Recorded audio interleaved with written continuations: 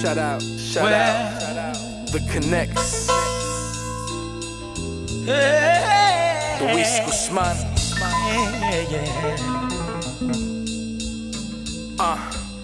Don't ever go, never leave my side. Passion's all I have, courage is my drive. And if I lost you, I would lose it all together. I wouldn't have composure. Welcome to another episode of I'm an Artist, Not a Salesman podcast, where we highlight the journey of entrepreneurs, creatives, and business people alike to showcase that every light and dark moment create a beautiful piece of art. I am your host, Luis Guzman. We are brought to you by our sponsor, Hanobi Research. Visit www.hanobi.com and save 10% by using my discount code IAANAS at checkout. And today, my friends, my guest is a third-generation business owner and CEO of one of the most esteemed meat purveyor companies in the world. Family-owned, operated, and founded in 1922 in Manhattan's famous meatpacking district. His company prides itself on quality, service, but most importantly, legacy. That legacy and family name is presented nightly in over 2,000 high-end restaurants, arenas such as the Prudential Center, and ballparks as well, such as Citi Field. He is an author with 2 books under his belt, a proud father, a veteran, and a true visionary of his craft. He is at the helm of scaling his century-long business into the future and making his family name a constant landmark in the zeitgeist of today's time in the meat industry. With numerous partnerships, brand visibility, and showcasing his new cut that's selling like crazy, his exclusive Prime 850 Club represents the top 5% of all prime-graded beef. Whoa. Try to catch him if you can, because he's always on the move, state by state, restaurant by restaurant, plane by plane, making sure everyone remembers his family name as it is forever etched in the ethos of the restaurant world. The Prime King and Master Butcher himself, Pat Lefredo. Welcome to the show. Thank you. I mean, that is some heck of an introduction. Thank you, man. Hey, listen, I told you off camera, we had, this is our second podcast. We had another one already off camera, but I am so enamored and intrigued and inspired by people that build something. And I want to get to know these people and how they do it. And you're on that list. And, thank you so much for making time out of your busy schedule to sit down and talk shop with me about your life and your business, No, it's an honor to be here. And these are the discussions I like having, right? These are the real discussions. Yes. Like, what's behind all of that? People say blood, sweat, and tears. And there's rarely any of those three, but there's plenty of that at LaFrieda, right? I believe it, yeah. I mean, like I said earlier, if our conversations lead to something that inspires someone else and helps someone else, that falls right into our culture. 100%. You start a family business. It's a century-long business, but you do it obviously to leave a legacy, right? But you also are doing it to inspire others that can see something and say, it might not be meat, it might be something else, but I can do this. And, you being at the forefront is inspiring, I was the generation that was not supposed to join the family business. So really? Oh, yes. My dad always, he took me to work with him from the time I was 10 years old. I was cutting beef, standing on a milk crate in the 14th Street Meat Market between my grandfather and my dad. And I always loved it. He wanted me in the cold at 3 a.m. around angry people, so it would discourage me and make me want to study and go off and do something bigger and better. And in my family, I'm the first generation to have that opportunity, and I finished college with a finance degree and went to Wall Street to work, and didn't last 9 months. I just hated it. You were fulfilled. Yeah, selling intangibles to strangers on the telephone is one of the hardest things you can ever do, especially when thousands of other brokers have those same contacts and you have to buy them, and you're like the 40th person that they'd heard from the day and from in that day, yet it's only 8 a.m. So it's daunting. I begged my dad to come into the business. And because it's the only thing that ever made sense to me. And yes, it's very much a blue collar job. And when I joined the family business, I was one of 5. I have 349 staff now. Wow. Sorry, 339. Oh, keep the numbers. But from 5, and I was one of the 5. Wow. My mom did the books. My dad was the butcher, and we had a salesperson, sort of, and a driver. I mean, that was it. Oh my God, that's so inspiring. Yeah, to make my dad proud, it was always about that. I remember when I was young, he sat me down in Bensonhurst. He sat me down at the table and he lit a cigarette. I think I was about 14. He poured some warm Jack Daniels from the cupboard, and he made me inhale the cigarette, which was horrifying. Oh, God. And then take one sip of that Jack Daniels. And he goes, "Did either of those taste good?" No, horrible. I was choking. I was turning green. Jeepers. He goes, "Then never do them." And I didn't get drunk or have a beer or anything until college. My friends were making fun of me. And they didn't even believe me at first. And, I just never wanted to disappoint my dad.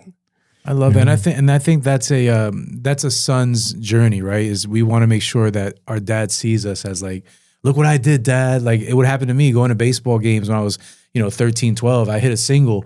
I look back to see if he's looking at me, like he gives me the pound or the fist. And it's just a level of, like when you get that type of love from your father, your mother, she coddles you, she gives you that motherly love, but your father, you want to show him something that he can see and say, wow, my son's going to do something. He's going to be something, Yeah, dads usually make you earn it. Earn it, right? correct. And yes. That's all I wanted to do. But speaking of baseball, I was the worst baseball player ever. But my dad would take me to Gil Hodges and into that league. And the one, he always worked these crazy hours. Being in the meat industry, he started at 2:30 or 3 a.m. every morning. I had to change that, but starting at that time, he'd always be tired, and for a good reason. Mm-hmm. So I remember I hit a shot, my only hit ever, and it was going deep, and people are cheering me around the bases, and my dad is in the car sleeping right next to the first baseline. Uh-huh. And he wakes up and he thought he was having a dream that's watching me around the bases. It was the coolest thing ever. Come on. Was it a double, home run? What was it? I think it was a triple. Nice. But I never hit another ball again like that. That was your only hit? Seriously? I don't believe that. I went on to coach my son's Little League team. That's more of a leadership role, and that's something I'm good at. Gotcha. Right? Making everyone feel great about what we're doing, and it motivates people. And I really get that from the military. When I was in college, I joined the United States Army Reserve and served 6 years plus 2. So I did 8 years, and I got out in honorable discharge in 1998, and thought there's never going to be another war. In this. Yeah, we all thought that. They don't need me for anything. Because we come from a very patriotic, right? Like our last name coming from the old country is Lefredo, and when we go to the cemetery, which my dad's very big on paying respect to our family, all those tombstones say, the headstones say Lefredo. And I remember when I was young, I said, "Dad, why don't we change our name back?" Because my grandfather, when he went to school, the school teachers made them change it to sound more American. How LaFrieda sounds more American than Lefredo, I don't know. Right. But they changed the O's, the A's, and my dad said, no, you don't understand. We had no opportunity in Italy. America gave us an opportunity. Yeah. We don't look back. Yeah, we move forward. I never asked that question ever again. It made total sense. And it's just one of those things that I thought, so my grandfather on my mother's side was a highly decorated World War II veteran. Wow. And I always looked up to him, and he never talked about that war, but he would to me. He would to you? Yeah, wow, and I was always fascinated in it, and just a personal sacrifice. And he was injured 3 times, 3 Purple Hearts, which we didn't know fully about until he passed away. And at his funeral, the military is very good about keeping track of this and showing up to give him, the full salute, and with the rifles and everything. It was really special. Very special. But there's so many, especially I became a sergeant pretty young, and you have to go through a primary leadership and development course. Mm-hmm. And what you learn from that of how to lead with respect, and how to demand respect from those that you lead. I mean, those like any veteran that ever comes to my place for a job automatically gets hired. That's awesome. We don't get enough that do, but some of my best folks are, because they know how to get hit with an obstacle, get knocked down, and then get back up and keep going. Being resourceful. So in the restaurant business, which we supply restaurants with meat, imagine the logistics around New York City. Mm. So we hit a lot of obstacles every day. And when we were in Manhattan, in the meatpacking district, the wild thing was the unknown. So there were 250 meat companies down there for me to compete against. And there are only about 4 now. Wow. Down there. So to be, I don't include myself in that, because we moved out of Manhattan in 2010, but we used to climb onto the rooftops of each other's establishments and pull the phone lines out and cut them on a Thursday night, because Friday is the busiest day in our industry. Yes. People want to build up their inventory for the weekend. And they would come in on Friday morning and have no, back then it was an answering machine. Right. And we have it today, yeah. Right. There were no redundancies back then. Right. So then you had to wait until like 1 or 2 p.m. for the chef to wake up, the person who left that order or tried to leave an order, and hope that they didn't give that order to someone else because your answer machine never came on. Or hold a cup up to your padlocks on the shutters with cement in them long enough for it not to fall, and then leave. And then the next day you're hacking away. So how many fights happened? Many. Oh, my Lord. My dad was, so we always invested back into our business. My dad would always say, look, that guy's got a Beamer, he's got a Mercedes. Where they went on vacation, like, we put it back into our business, because we always felt that buying and being able to pay was power. 100%. And most producers of meat respect that, and they see that, and it really gives us an edge against billion-dollar beef companies that are our competitors, let's say. Mm-hmm. Quote, unquote, yeah. But the fact that we maintain that all throughout all these years, it takes a long time to save up that every year to put it back into the business, because then you have to pay taxes on it and then put it back in. It gets complicated. It's tough. Yeah. The biggest tax issue we have is when I sell meat to a restaurant, it doesn't get paid for at that moment. It goes on credit. It goes on credit. And that's the nature of the beast. That's how it works. Yes. On credit. COVID stopped some of that, so that it's not as bad as it was, because when COVID happened, no one paid. And then everyone in my industry said, okay, that's it. We're never giving credit again. Yeah. Now, we have, but not to the extent of where it was in 60 COVID. days and 45 days. That's out of the question. So if you have meat that you've sold to a restaurant and they don't pay you, you have to pay taxes on it as if you did. And then go through a process of trying to legally collect it, and then you have to prove that before you can write it as uncollectible. It's a loss, yeah. So, wow, it's a lot of steps. Oh yeah, a lot of steps. You can't just claim. Well, then again, it would be fraud if you just call. If someone takes more than 3 months to pay you and you claim it as a loss, and they pay you in the 5th month, right? I can see why they do that. Big reversal. Yeah, big reversal. Got it. Big problem. Absolutely. That and learning very early on that traffic tickets are not tax deductible. So a traffic ticket in my business comes off the bottom line. And a fish company that we were friendly with learned that the hard way. And, it was a good lesson to learn early on. But, with the congestion tax in New York City now, when people ask me, it's not that bad. Oh, it's an extra $748,000 a year for me. It's the bottom line hard. $748,000 ain't peanuts. In addition to my Easy Pass, which is over $1 million.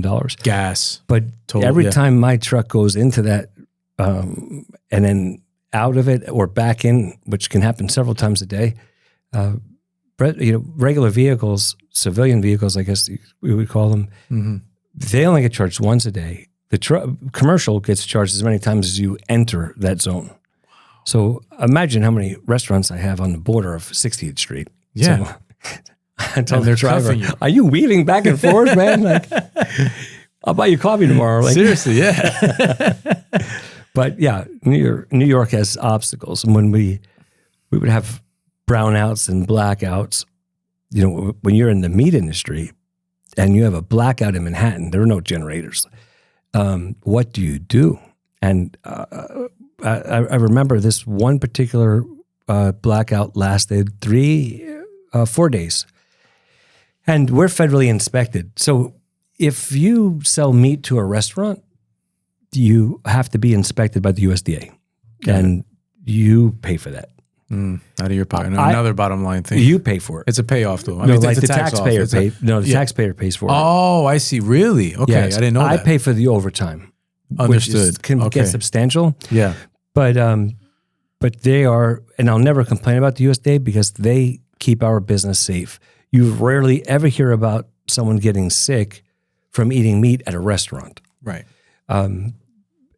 Where if you're a retail butcher, they don't have that type of oversight. For whatever reason, goes back to the days of Lyndon Johnson. Right. But, that oversight also causes a little pressure, right? You always have to, it's not just you, it's your staff. They all have to be on the same page.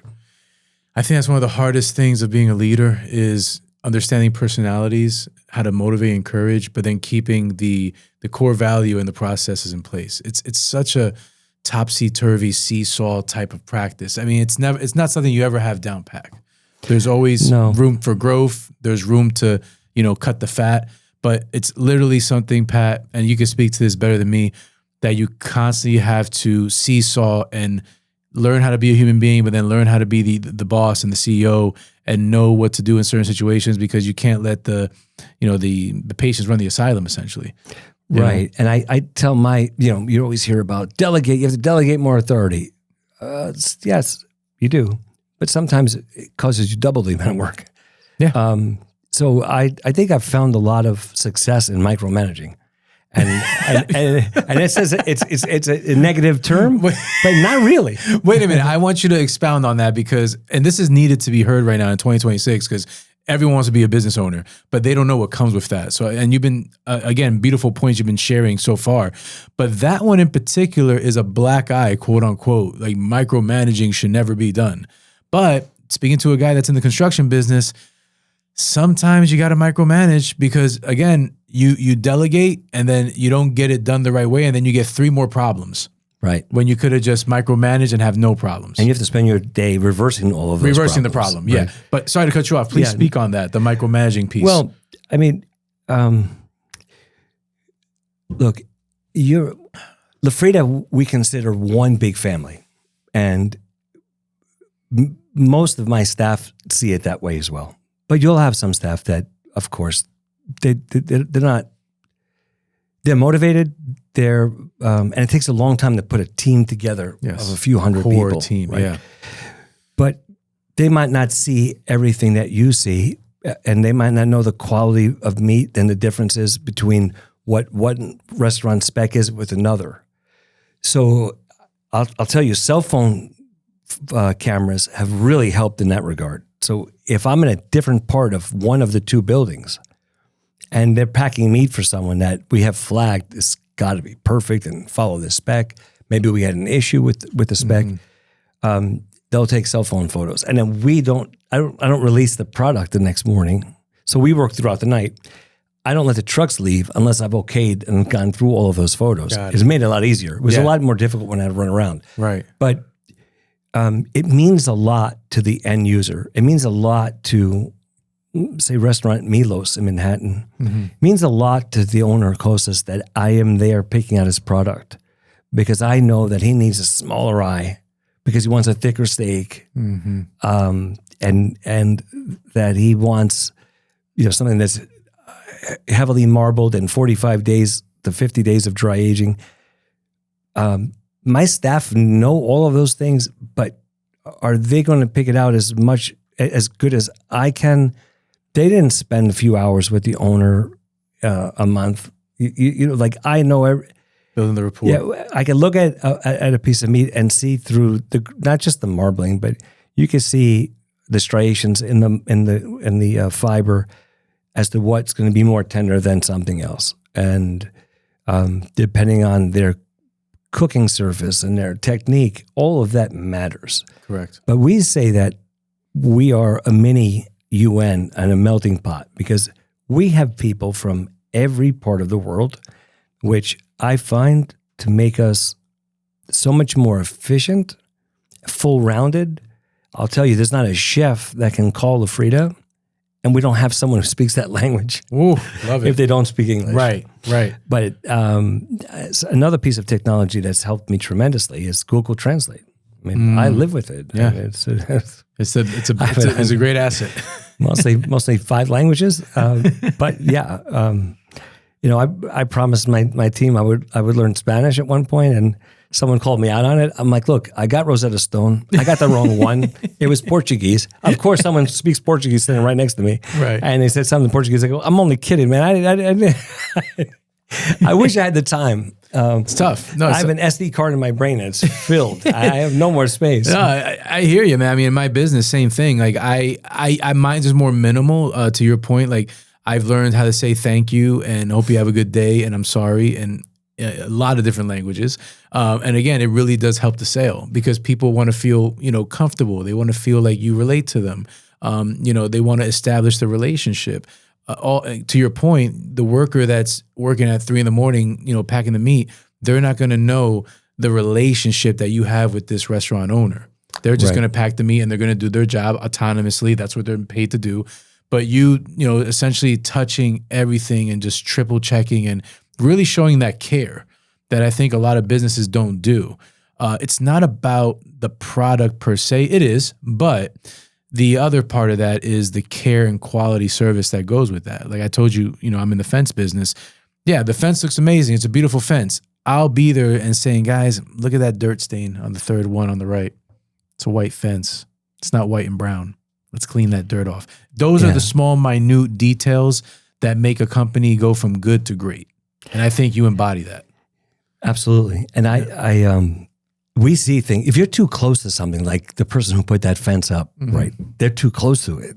You need to come in almost as an outside second look at 360. it. Right. Yeah. You'll see it differently. And I often ask them to step away and then come back to it. And then they'll see it differently.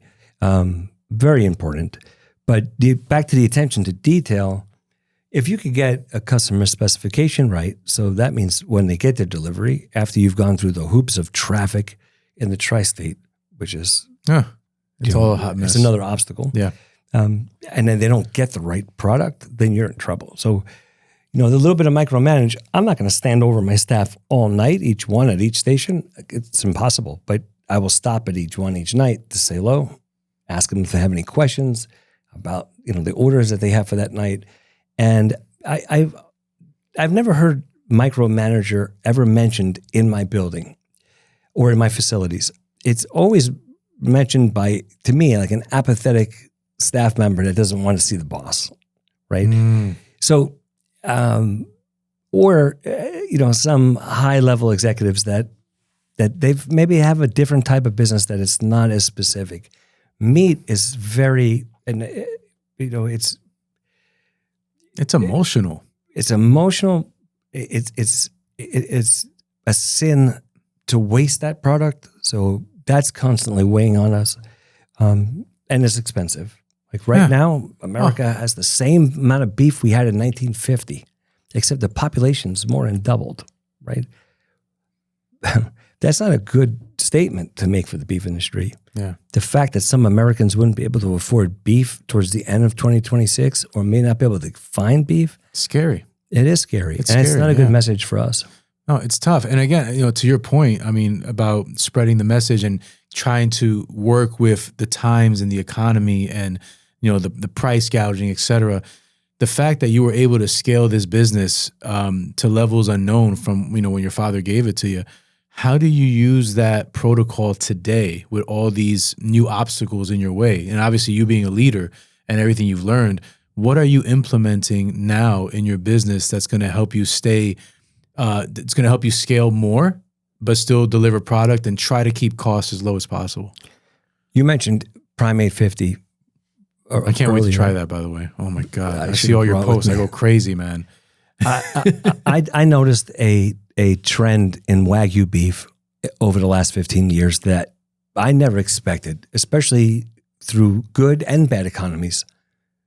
When someone wants, an end user wants a great steak experience, they've earned it, they're celebrating something, they look for the best. And that's not the best scenario for my industry, because then there's a gap for like in this mid to high end mediocre range, and then a demand for lower quality meat that's less expensive, more affordable. Wow, there's a big gap from there. Oh yes. So you're saying we're talking choice, select.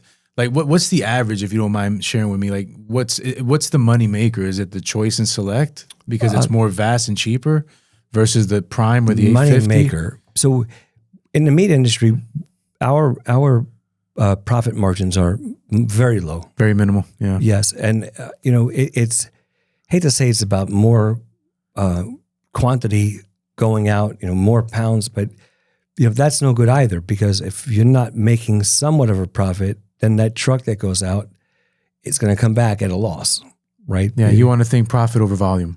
I pulled up to one of my trucks in the city a couple of months ago, and I called the head of my transportation team, and I'm like, hey, do we have 3 drivers in one truck? And we do, because of the traffic tickets. So I'm like, okay, that saves us money? You're sure? Yes. It's 3 salaries you're paying. Well, I did a ride along as part of the micromanaging, but I wanted to see. Bring it on. I've done many. No, I love it. I love it. Please. It's one thing to rewind for a moment. Like my dad, the word privilege doesn't exist in my family. Like my dad, my first job when I joined after Wall Street was I answered to the cleaning staff member. So the guy who power washed everything down, I worked for him. Wow. So that I knew everything, and I've done it all. Level. And I think that's so important. It's very difficult to get anyone to follow you if it's not something that they know that you're willing to do. So in our facility, it's 36 degrees, Luis. I mean, it's chilly. Yeah. If we could get someone past the first 14 days, they'll stay forever. They'll stay forever. Right? Yeah. It's that fear when you get into the cold, and you're even like, though we tell them to bundle up. But once you start moving, you start taking sweatshirts off and hoodies off. Oh yeah, you get warm. Yeah. You get warm. Mm-hmm. But yeah, I mean, operating in that is difficult. And then I backed up the start time of LaFrieda. So I knew in order to grow and to scale this, if restaurant chefs call in when they're done with dinner service, which is a little bit earlier now because things changed after COVID, but it was usually 11 p.m., midnight, 1 a.m. So the only way to get more customers and to be able to service them correctly is we had to start earlier. Yeah. It's that simple. Yeah. It's hard to cut meat that's always been expensive, really, ahead of time, because then if you don't sell that, it's basically one step further towards, oxidizing or being a loss. Yeah. So the fact that we wait for those orders to come in, and we're very lax and liberal on that because we know chefs have, as hard as our lives are, chefs have it worse. When it's a holiday, it's a weekend, like we're home finally, they're at work, right? So we want to make their life as easy as possible. So I started, out of respect for my dad, could never possibly tell him, Dad, we have to start earlier. So he still starts to this day at 3 a.m. Wow, he's still working, huh? Oh, yes. At 79 years old. God bless him. Sometimes he'll drive he'll be up all night nervous about something. He'll get to LaFrieda and fall asleep right outside in the car. No way. Because he feels safe. He feels safe being next to the business. I feel safe when I see him out there. Right. You ever tell him, Dad, I got this. You could take a break. No, he still wants to be tuned in. Yeah, he does. Oh, wow. But we backed up the start time all the way to the point where it's 24 hours. And we have different shifts. Love it. And, when we have 12 hours of production, that's 12 hours of sanitation. So before we start every day, all the machinery is apart. It has to be laid out so that we can inspect it. Wow. And if there's a speck of fat, if there's a speck of protein, you're going through the whole process again. So we have internal teams that do that, and they are amazing. During COVID, we had 6 positives throughout the entire COVID. Wow. When 0.005%. Yeah, when they were reporting meat companies were unsafe, and I know when it turned political, I stopped watching the news. I'm in the same boat with you. Yeah, it's the one time we needed to come together to figure this out. And what happens? You have two sides just going back and forth. Yeah, who's got the hydrochloroquine? Who's hiding the paper towels? But what I and then the mask thing was another sham. The air still goes, that works. This still goes through, and then if I'm going to be inside somewhere, I have to have a mask on. We all have to have masks on. But the person, if you go see a show, they don't need to have a mask on, but we have to have a mask. It was ridiculous. It was a hot mess. It was hard at first to get my staff to wear masks. So what I did was, I'm a big paintballer. I've always been. So I wore a paintball mask. And to show my staff, if I could do this side by side next to you, then you could do it with just that breather. Blue, yeah. I don't want to say the first word, but But you led by example. Yes, and so did my second in command, Manny Campos and Olga Pack. The 3 of us. We have this famous picture, famous to us, in our office. We blew it up, and it's the 3 of us standing shoulder to shoulder with these masks on, and just to show our staff that we could do it. And then it wasn't a problem. Then it was hard to get them to take it off. Because they got so used to it. If you remember when Tom Hanks, it was announced that he got COVID. Oh, yeah. That's when the whole thing went nuts. NBA shut down. He was dead. I remember that day. It was like March 17th or something. Really close from that moment on, I said, okay, I'm going to get it now. I want to get it. Because the only way to get through it was to get it.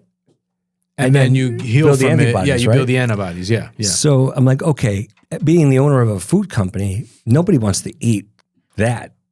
The owner's got COVID? I don't want anything to do with that. Yeah. So, and I was in touch with a few hundred people a day. Wow. So you were same with me. My business kept going even through COVID. So that was all. I had to wear gloves. I had to wear a mask. I had to be 6 feet apart and all this craziness. But it was a wild time. Our second facility was 85% done when COVID hit. Oh, wow. So the last 15% was difficult. Oh. But back in March, when they closed restaurants, I was put under a presidential mandate that if I closed, I would face federal prison time. I'm like, whoa. Is that a real thing?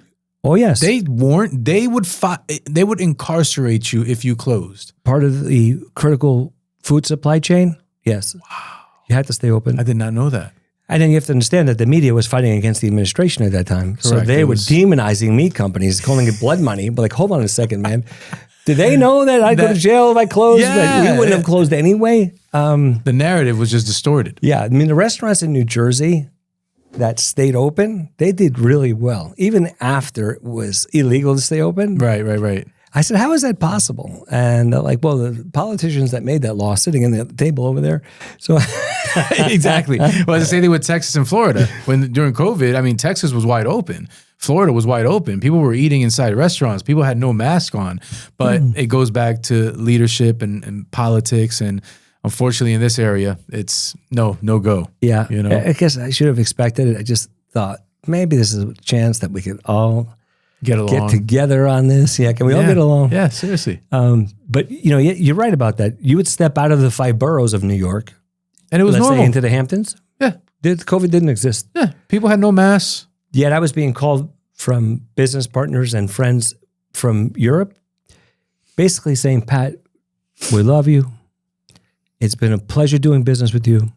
all of these years, and we're very sorry. I'm like, hold on a second. Whoa.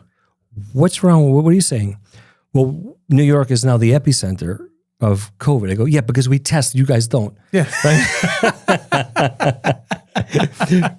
Yeah. They micromanage the testing in the tri-state area. I studied the pandemic of 1918, and which they call the Spanish flu, which originated in the U.S., but just because Spain was the only neutral country for the World War I, they were the only ones telling the truth. Like, we're losing a lot of people here, and that was a deadly one. But I saw how food was rotting on the back of trucks because the driver would either get sick or just be scared to deliver anywhere. Jeez, man. And that added to chaos. And when we heard reports of supermarkets not being able to restock the shelves fast enough, we had 50 trucks, but restaurants were closed. So what are we doing? Okay, we dispersed our trucks throughout the tri-state area and kept a few, obviously, for ourselves to resupply those. And as long as the restaurant didn't gouge, we let them sell fresh meat out of our trucks that were refrigerated. You just had to fill that's a separate tank on the truck. Right. Just to alleviate some panic, because I thought we would always get through the pandemic, but panic will kill us. Panic will kill you, yeah. And I just envisioned people tearing each other apart in the supermarket, trying to get the last bag of Doritos. And we're like, no, but we're going to get meat out, because we never had a meat shortage. We were short pork tenders for a half an hour, one day throughout that entire period. So the meat industry was pumping. It was getting a lot of, not to get political, but, and this isn't, but the administration was out there thanking the meat industry because they knew that they had us all under a mandate to stay open. And I'm like, no, don't too do that. soon. You're making us look bad. And the next day, the media came out to attack him, saying it's blood money, it's dangerous. They had us putting plexiglass between people. Oh my God. Masks, everything. And then I would go outside into the parking lot and have 6 staff members in the same vehicle, all eating together. And I'm like, it's comical. But if I heard someone got COVID, I would take their mask and I would inhale it. I would try to catch it, and I couldn't catch it because before the vaccine, that's all we had. But yeah, and I think the news scared a lot of people because, honestly, overweight people that had ailments, those, older senior citizens, those were the ones that were getting sick, truly. Yes. If you're 28 years old and you're in pretty good shape, if you're 35, 40, 50 in good shape and you don't have any ailments, you're going to be okay. It's like the flu. It'll go away. I got it. It wasn't fun. Like the first 2 days were not fun. After that, I'm like, okay, this is like the flu. Just like the flu.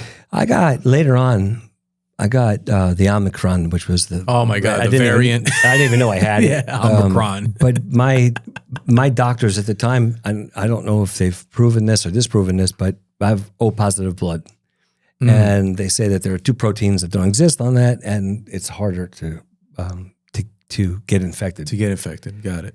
They may have like I said, I'm not sure if that's still the going theory, but making decisions during that period, and it must have been wild. I have PTSD from it because. Oh my God, I hear you, man. So that was March 16th. Restaurants closed. Mandate. Then I get a call from Amazon, and that's not our customer. That's not. We're not in that business. But they called and ordered everything. So I'm like, hold on a second here. I'm not going to send you everything because of what happened in 1918. Correct. It's going to rot somewhere on a loading dock. But we're not short anything. We're talking about hundreds of thousands of pounds a month. They were taking 2 million pounds at that time a year, and we became their sole national supplier. And wow. I will never complain about Amazon. They kept us working, and because we have a huge dry aged room. And as soon as this happened, I yelled at my guys, "Don't put any more meat up in the dry aged room." That was the first thing that sold out on direct to consumer. Wow. Yeah. So good stuff. Yeah, but now we're 3 weeks into this. Is April 5th. We get hacked. What? Nothing worked. Everything was frozen. And How? I got my IT company called me and say, hey, Pat, they just hacked you. I'm like, okay. These are the people who I pay a lot of money for this not to happen. Mm-hmm. The ransom is $800,000. That's how much they... What? Do you know the state of affairs of the restaurant industry right now? Oh, my God. Where would they even get that number from? And they told me. I mean, I strongly thought it may have been the IT company. So the FBI and New Jersey cybercrimes, they came in and they identified the encryption, which was a malware that they're familiar with. And all they could say was that they didn't have the encryption key. But we had a number of redundancies, and it affected all of them except for one. God. Which one? The one where you're going to laugh. You take the Monday tape out, you put the Tuesday tape in. Yeah. We did that 20 minutes before the hack. Wow. We forgot about it because it was just habit. Yeah. And you don't know what's on this tape, the size of a cell phone. Oh, there's a lot of data on there. Wow. So we had $33 million in receivables. By who? Everything was encrypted. The good thing is that they don't steal your information. They just make it so no one can read it. No one can read it, yeah. Which is... Yeah, and I'm like, $800,000. Do I want to pay that and they could do that to me again tomorrow? Yeah, seriously. And where would we get that from given this set of circumstances? With the pandemic, yeah. We just invested $20 million in a new facility, which wasn't completed yet. Oh my God. Restaurants were closed. I thought maybe, did I make the worst mistakes, the worst decisions for my family? You know, I'm the third generation. Third generation companies in America have a 5% success rate. My dad reminds me of that all the time. So just to put a little pressure on me. I think because maybe privilege. I often wonder why, but well, you don't seem privileged to me. You seem like a hard freaking worker. Yeah, I owe that to my 5%. Dad. Yeah, just like the prime. We hope, but I thought so, and then that happened. I'm like, whoa, and now we don't know who owes us the money. Oh my God, how the heck did you get out of this hurdle? You know, for a little bit there, we were so paranoid. I was walking around the building as if I couldn't trust any outsider, like anyone that came in to like service us. Like we would follow them around. Gloves are off, man. Nobody can be trusted. You know, because when this malware gets into your system, it's on a time bomb, so it doesn't go off right away.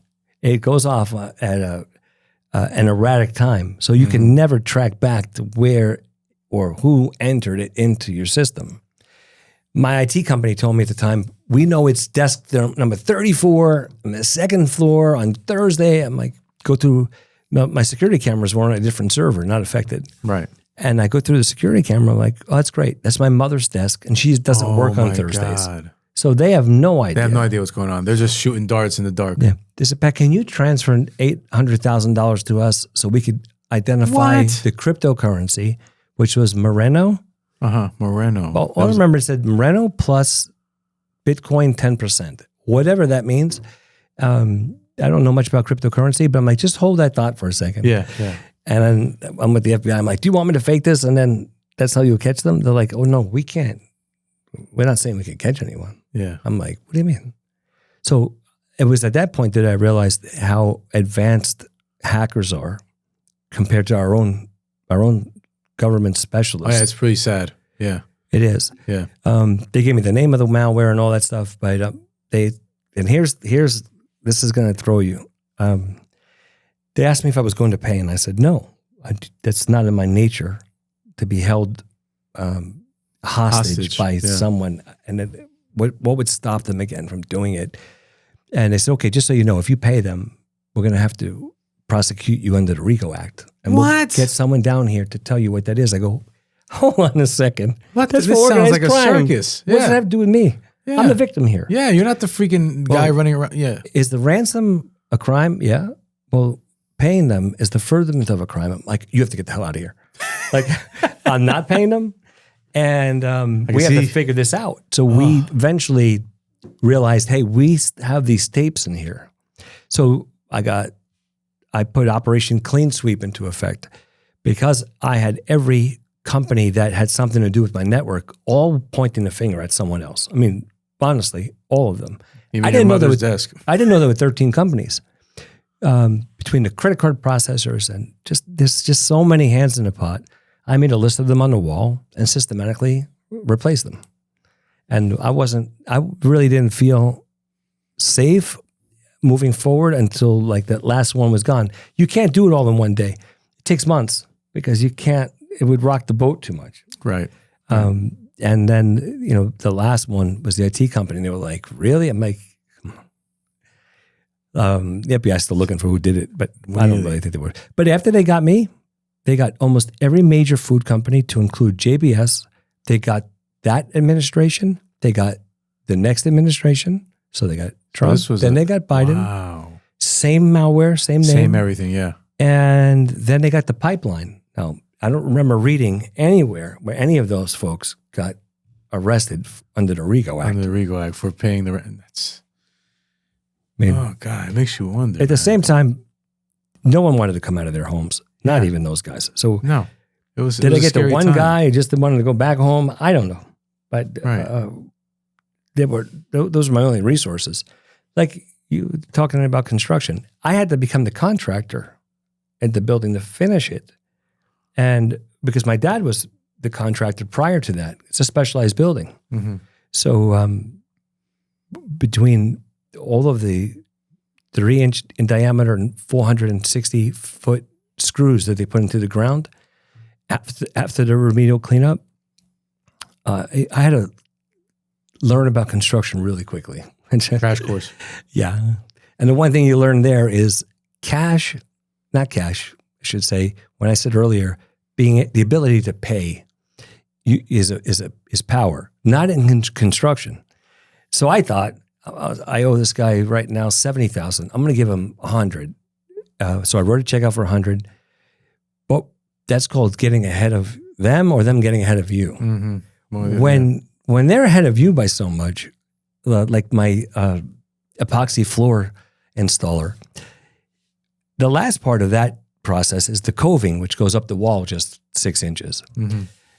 Well, that's the most tedious part. And since we were like 95% paid, they're like, we're not coming back. Yeah, that's a big mistake. Yeah, you're right. Yeah, you never give away. Yeah, you never give up more. I mean, in my business, in my industry, it happens all the time. We're one of the good guys. Someone pays me in full instead of a deposit. We're going to honor that. We're going to do the job. If you give the wrong company, let's say a $30,000 deck, instead of giving him a $15,000 deposit, you give him the whole 30. And the guy is crazy and he's an addict and he has a gambling issue. Whatever. Ooh, you're not going to see that 30 or that deck. So to your point, you can't give the house all the money up front. You got to keep them feeding. You got to keep them on the rope, on the leash, because then they're going to hurry up and finish that epoxy and do that 6-inch that you were saying to get paid. But if they already have the money, we'll take our time. Right. And they all had the same story. We need the next installment, even though it's not due, but I need money to pay my staff or else I can't get them in here to finish the job. I'm like, oh man, you guys all have the same story. But you know why, Pat? I'll tell you why. And it goes back to what we were saying in the beginning. All these guys, like your dad said, don't buy the BMW, don't buy the huge house, reinvest in the business. These guys are fly-by-night snake oil salesmen that have a small little gift of trade and they use it to their benefit for nefarious reasons to take money from hardworking people. And then you don't see them. And that reminds me of many salesmen will say it's all about the relationship. Well, it is. The relationship's a key, but you need the product to back it up. You're not going to have a good relationship unless you have that product to back it up. So, I would argue with some of my sales folks that just thought they did everything for the company and, everyone else was lucky to be there because of them. Mm-hmm. I'm like, hold on a second. This takes a village here. Like, you want to work with us at night, one night, come work with us. That's hard work. Going into restaurants to close an account who's called in, it's not like, when I failed at Wall Street, calling strangers, to sell them something over the phone, it's a much easier position. So, but I know every part of our, like I said to my inspectors at the time, I can't I would love to say I could do this by myself. I can't do this by myself. Nobody can do it by themselves. No. It's impossible. No. And when you're talking about scaling, no. Oh. We have departments. Yeah. Some of our customers asked, our bigger national customers, required a second building, so detached. So it's called a lightning building. What's that, a lightning building? In case one building gets hit by lightning, the other one can continue to produce their product with continuity of supply. Got it. Keep all the processes in place. Yes. It would be much easier to have expanded under one roof, but no, we had to put it 200 meters away. So now we have that lightning building, which has been great because it qualifies you for, More it opens you up to, but it opens you up to a whole other slew of huge customers that we wouldn't normally have been able to service. You can take on more because you have the space now. Yes. Versus, again, it's so funny, right? How I do construction, you do, meats, but it's still kind of the same, it's the same steps. And even though we're two different animals. No, but we're both providing a service. Correct. And care, quality, and being able, to your point with scaling, having that lightning building now, you have the ability to acquire more clients and scale the business faster and keep the logistics in line, streamline everything through the trucks, and just have a nice, easy system that if there is something that breaks down, it's quick fix. We already know what the variables can be. We already know what option A, B through D is, and we're prepared. It's almost like, having a strategy for beating a team every Sunday in football, or et cetera. You can make all the comparisons in the world, but having that in place, Pat, again, it goes back to your leadership.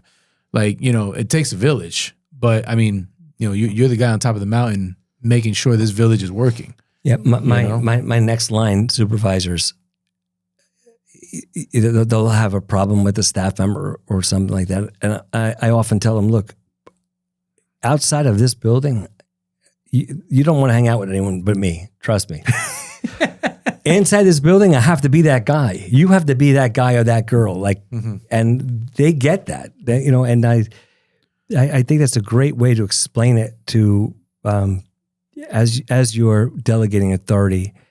You have to train that next person to be able to have the insight to make the decisions that I would make. And I only say the ones I would make, not that I'm right all the time. I've made all the mistakes already. So learn from the mistakes I've made. Yeah. Be better. And earlier when I said something about being too close to something, you don't see it. But that could happen to myself as well. I see it happen to me all the time where my next in command management staff, they're like, no, Pat, look at it this way. And I'm like, you're right. I needed someone else to come into, so the willingness to listen to your staff. And I found also, most companies will say this, but we have an open door policy right to me. I love that. So if someone needs to see me, which is often, as a staff member, they could come right in and talk to me. And I've had people break down and cry because of it. I'm like, oh, I'm not, like I keep saying family. This is one big family. Yeah. And I have to make some decisions for our business, not with myself in mind anymore. Like I have 339 staff that have to worry about 339 families and making sure that I make the right decisions. And so bringing in that next layer of management is so key, that they know all of the obstacles that we're facing. We know what's in front of us. They help make the decisions. And then when you get to a point where you have a great team of a few hundred, now, hey, Pat, are we closing for the snowstorm? I'm like, well, you tell me. We used to risk life and limb to get to a restaurant in whatever snowstorm or storm. Mm-hmm. That part was fine. And my team, they kind of you've been on job sites where your main focus are the fences, right? But something outside of that happens. Like you have a flat tire. Everyone's out there trying to fix the flat. Yeah. Because it's a little different. It's not repetitive, right? Correct. It's one off. Right. So we kind of like when there's an obstacle because it's a little different from the regular. It breaks the monotony. I have to go through this 10-foot snowstorm to get there. I'm going to do it. But you do it, and then the restaurant's closed, and they didn't tell you that they weren't going to be open. And it's time and money wasted. In 2010, when we moved to New Jersey, was Hurricane Sandy. Jeez, that's and if right. you remember, nothing really, you didn't see much, right? Like we didn't see, it was windy for a little bit. Mm-hmm. There was no storm like you would see in down in Florida or whatever. But everyone's power went out. So we had generators that my assistant, who I had just hired, she found 2 generators that someone had sent from Montana to I think they were from Walmart, and they had extra. So they rented 2 to us. Now, no one said that it took 750 gallons of diesel fuel every day. So I had to pay for access to the diesel fuel then the diesel fuel. And the diesel fuel, yeah. But we were the only manufacturing company open in the state. Holy cow. But we didn't need to be because restaurants were closed. And I said, okay, that's it. No more. Restaurant has to call once they're opened then the building, and then we'll send it. Because, me taking a round trip is no fun.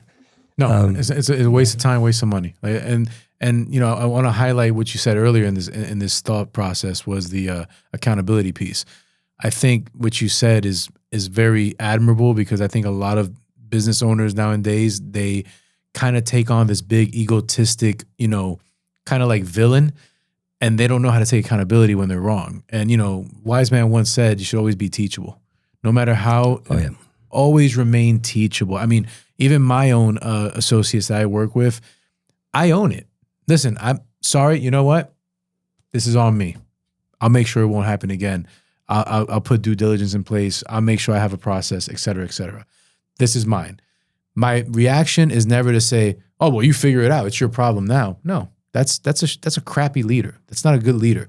Taking accountability and taking ownership from somebody that's lower than you on the totem pole, that's going to change your life and the business's lifeline forever.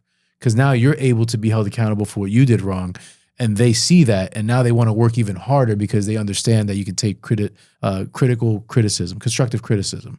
I think that's a big piece that's missing in business too with a lot of business owners. Oh, yes. Yeah. It's like, I'm the king on the hill. No one can tell me nothing. You walk how I tell you to walk. You move how I tell you to move, and shut up.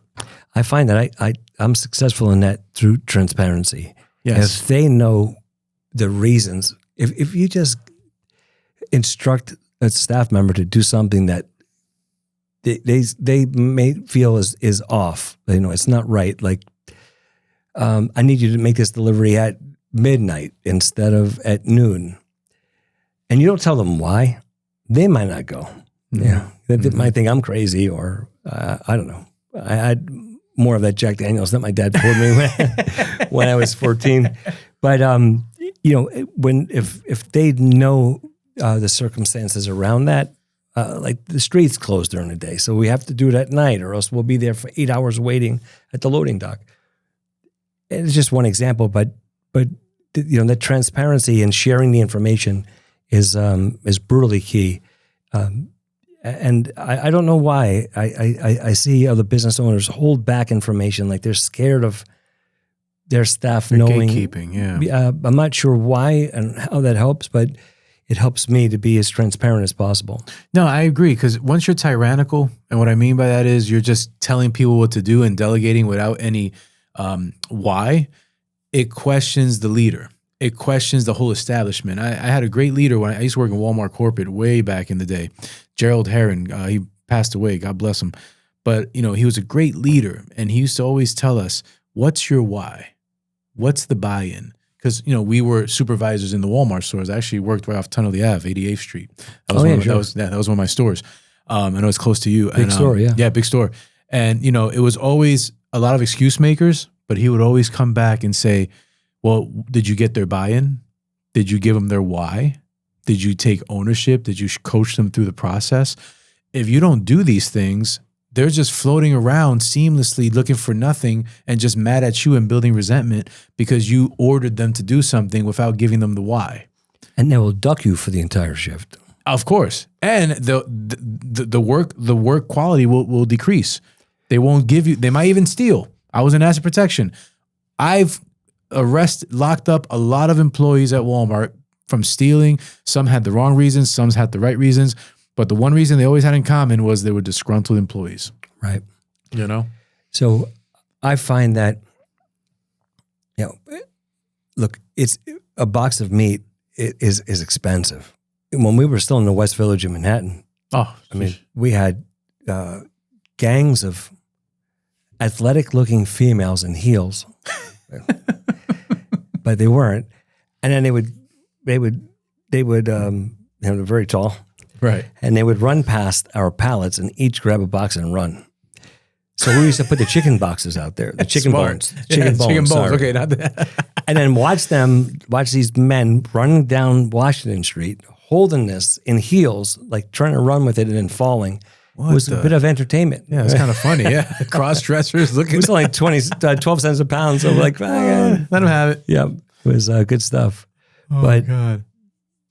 Yeah, I mean, to have the amount of staff I have for 25 years, 20 years, 15 years, it's those staff, they've seen it all also, and they become problem solvers as well. So retaining them is important for any company. Yeah, 100%. And I think you have kind of mastered that art from me just sitting down with you here and picking your brain. You are a true leader. You have great judgment. And I think the company will continue to flourish because of the leadership that is in that company, which is you and, the second in command, and just the synergy and the kind of like you're all in the foxhole together type of thing. You keep that mentality and beautiful things evolve from that. I wanted to ask you a question, switch up gears a little bit, because obviously, century-old business, your father handed it down to you. You guys have made huge strides. You've made huge strides. And correct me if I'm wrong, I feel like you introduced something totally different to the family business, and that's the branding and the aesthetics of getting the name LaFrieda out there past the four walls of a restaurant. What I mean by that is I see your product at Citi Field. I see your product at the Prudential Center. I see your product at, you're on TV, you're hosting, you're writing books. Like, there's so much more now out there than just being a butcher in four walls at a building. How exciting is that for you to take your family business outside the four walls and get it global? It's exciting in the idea that my dad, we've never had, I always say this, we've never had that high five moment, because I think in his mind, in his generation, if you celebrate, then that means I'm going to lax off and we're done. Mm-hmm. Right. So, but I see when he watches that stuff, because I can't watch myself on TV. I'm the same. I don't watch my podcasts. Yeah. I barely listen to them because I even hate the sound of my voice. I sound to say the same thing. It sounds weird, right? This is weird. And you almost know what you're going to say because it's you. Yeah, it's you. Yeah. But the joy that it gives him, and of course the credibility to our company, that's great. I don't hate the cameras. I hate the camera, but someone has to represent. Someone has to be the brand. Right? Yeah. And we've had a few brave souls in over the years that wanted that, and as soon as that camera came on, it froze. So we're like, okay, I want you to do it. I don't want to, be the only person that do this. Correct. But in that regard, I am. It's an odd thing, especially live news.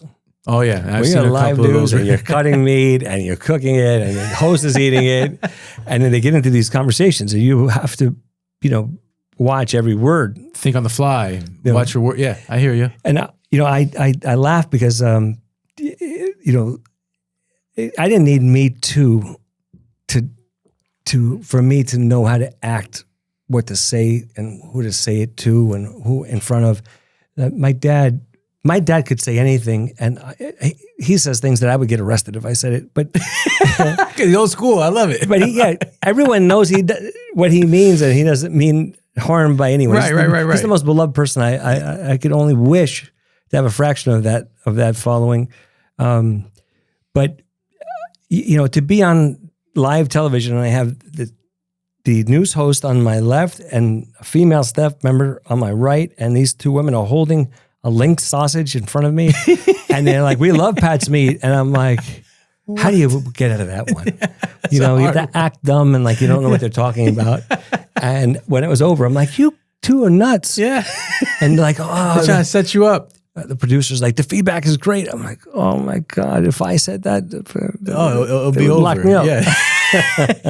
But, you know, at least it puts eyes on the product, right? And yes, in a playful way. 100%. But, you know, again, like how many people can say that I've been on this, you know, morning talk show or on this, you know, Food Network show or in this stadium and this, it's just a tip of the, you know, it's a tip to the hat to you for all the hard work you've been doing.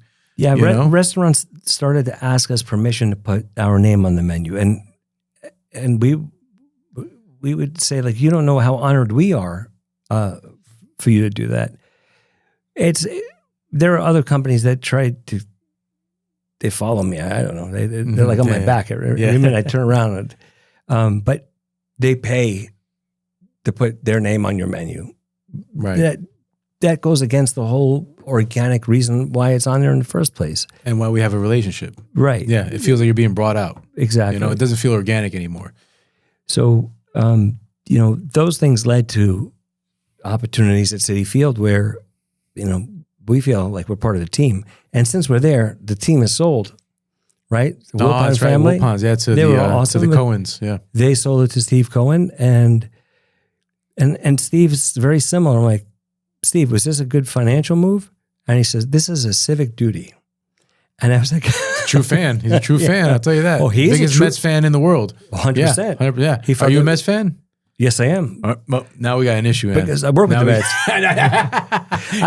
Eric's a Mets fan too, by the way. I grew up a Yankees fan. Okay, all right. It's a little dip the toe in the other water. It's okay. And we work with Yankee Stadium, but the Mets always made us feel at home. At home, yeah. And Yeah. there's no better experience than food at a Citi Field event than anywhere else.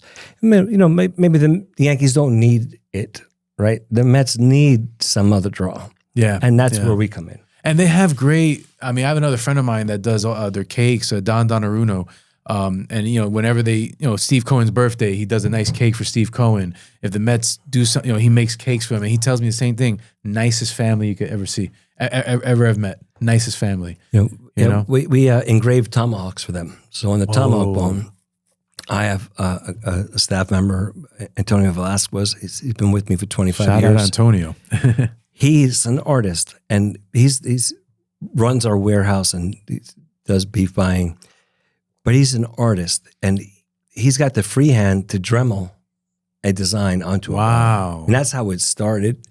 And you know, we've purchased some equipment to help that process along, especially when Wegmans orders 850 for Valentine's Day. And all say I love you. Oh, that's cool. I didn't know that. So they do that. You guys personalize that for them too? Wow, Yes. that's awesome. We do a lot of stuff for the NFL. You know? Get out. Yeah, what have you done for the NFL?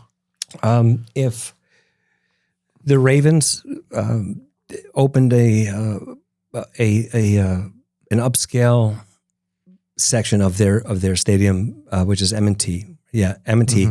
So it's called Blackbird. So Okay. we put the logo on it, across it, and it blows people's minds. Like, Oh, it's nuts. Yeah. but we have some catering halls that when they have weddings, they'll just call in and tell me the name of who's getting married, and we engrave it on the bones. Oh, and that's they'll have sweet, man. those two bones sitting across with a big engraving in it. Oh, that's nice. And it's great to hear the caterers say, "Pat, you know that the bride took the bones and put it in her purse and left with it with her wedding gown?" And I'm like, that's cool. That's cool. Yeah, that's the brand. That is, again, going back to, you can do all the nicest fencing, all the nicest steaks, whatever, but if you got a dirt stain in there on the fence, they're not going to remember. They're not going to want it. It's about the presentation.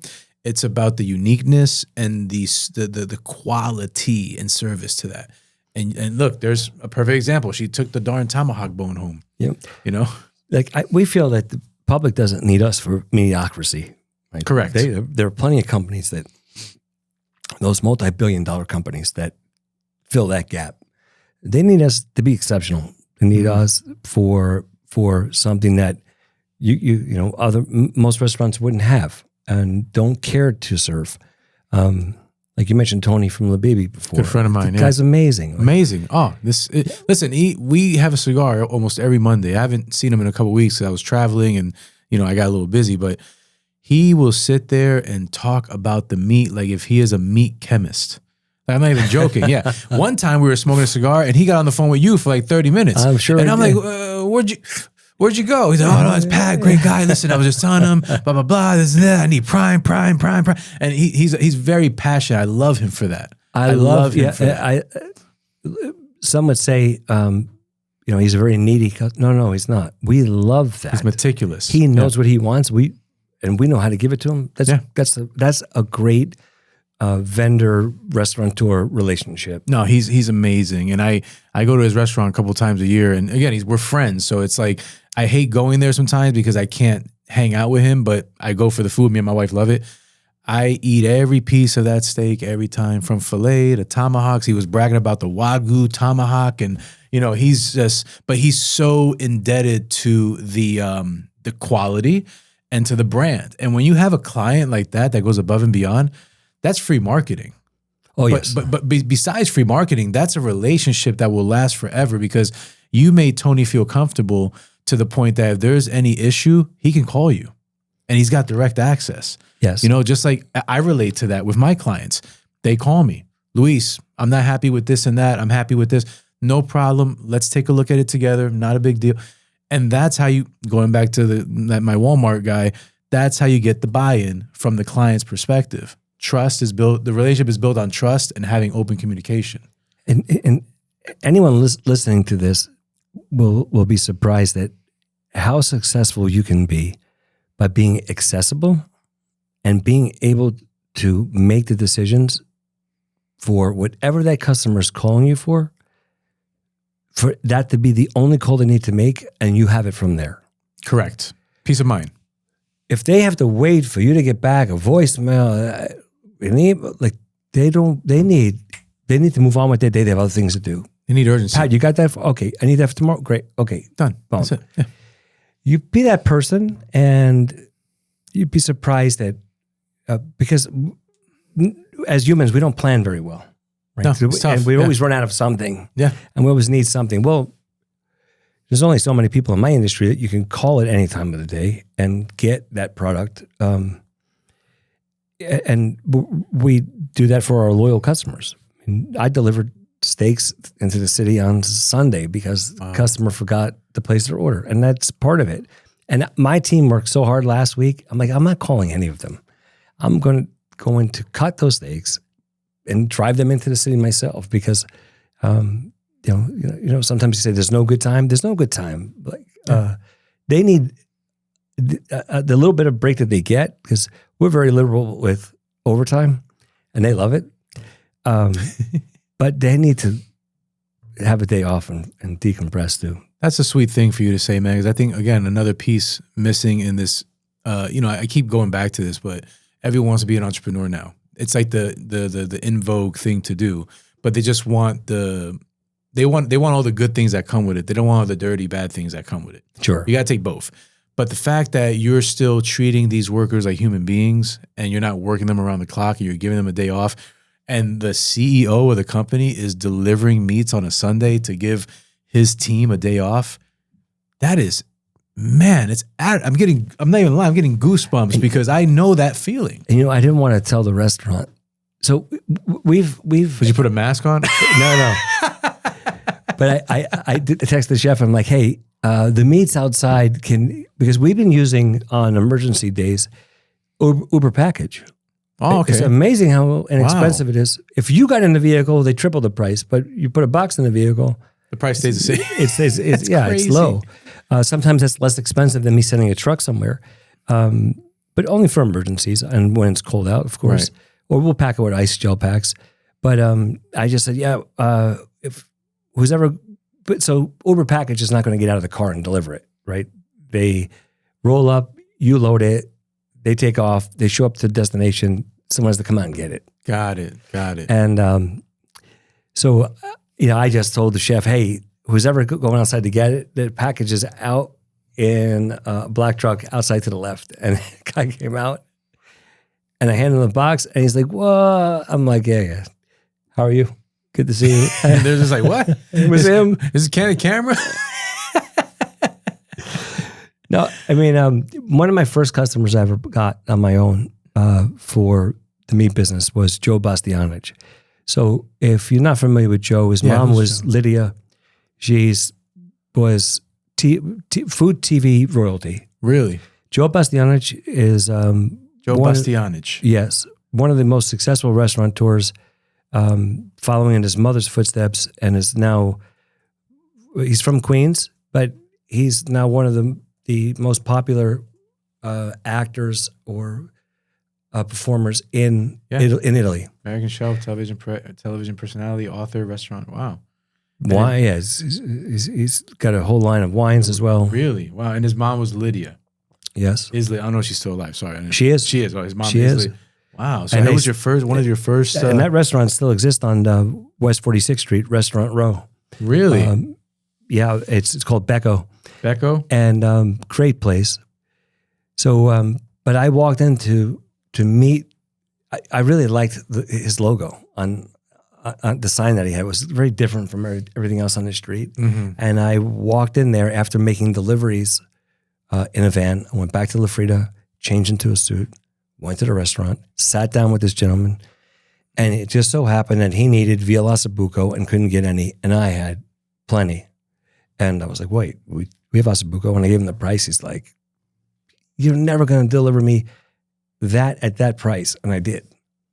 Except I was the one who delivered it the next day. Wow, face to face, So, you did it.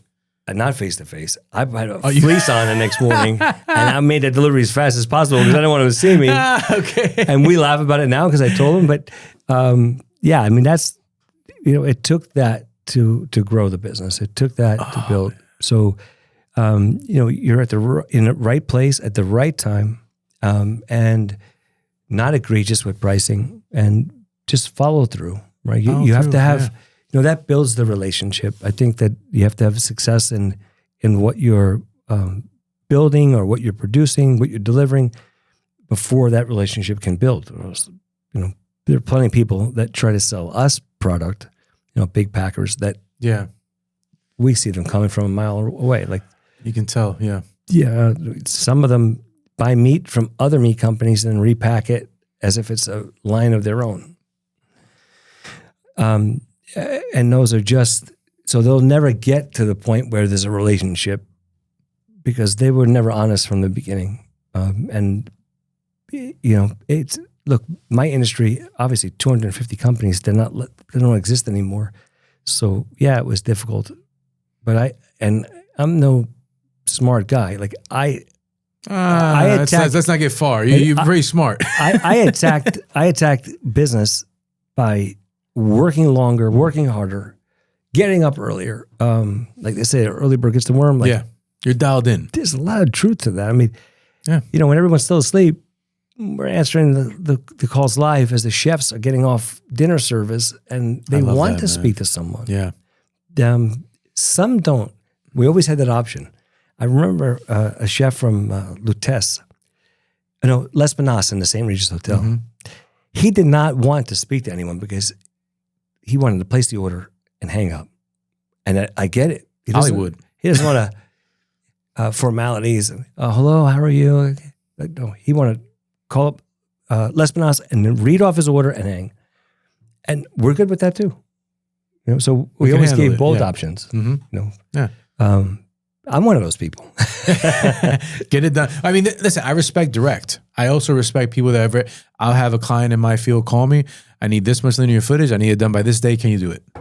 Yeah, sure. Here's the price. Okay, we need to pick up a check. Let's get it done. There's nothing better than a quick customer that respects what you do, but just doesn't have the time for the pleasantries. And they know what they want. And they know what they want. That's an amazing customer.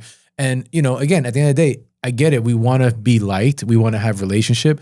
But at the end of the day, it's business. If you're willing to give me money for my services and you don't want to have any personal, conversation with me, that's fine too. That's fine. Because believe it or not, those are the customers that don't bother you. They get what they True. want, they're out, versus the one that wants to be on the phone with you for an hour and then there's going to be an issue here, an issue there. Not to say they're bad customers. It's just there's a different level of tact that has to go along with dealing with that client. And you do have to manage your time. Yes. Right. As a leader, you have to say, okay, this is not as important as this project here. And I need to spend more time. Okay, I'm going to spend time on this, but you have to limit it. Correct. Right. Yeah, you have to prioritize. When you get to that point, these are all good problems. Right. I remember when we had plenty of time on our hands and we used to prank call the other meat companies, like just to entertain ourselves. I love it. We used to call 2 different companies that we knew didn't like each other and then patch them through and then make them talk to each other. And at the end, like, you called me. Like, no, you called me. Oh, that's like, so funny, man. Just, anything to pass the time. But, you spoke earlier about the family dynamic in a family business. Yes, we spoke about that off air, how it's trivial and tough sometimes to navigate with a family business. Yeah, my advice to that is staggered time.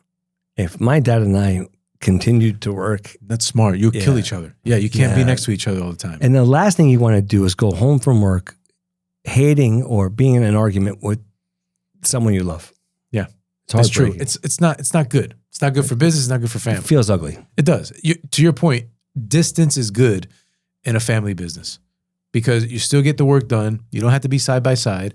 And then you cherish those real moments when you're probably watching a ball game with your dad and you can just watch the ball game with your dad. We were talking a lot off camera about being present and how these darn phones are like poison to attention because we're so wrapped up in the social media world and in the digital world, which again, it's a necessary evil. It is. But it's also necessary to manage that because it can consume you and it shortens your attention span.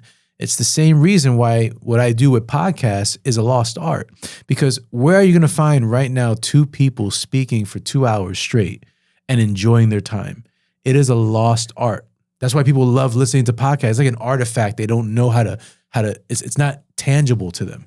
Yeah, you know that you're enjoying what you're doing when you want the clock to go the other way. Yeah, 100%. And and you're almost forced into that when you're on a time crunch. So I've been on a time crunch my entire life because those trucks have to make those. Every restaurant wants their delivery in Manhattan at 7:30 or 8 a.m. Everyone. So if you have 1,200 restaurants that you service in Manhattan, we have 50 trucks. We don't have 1,200.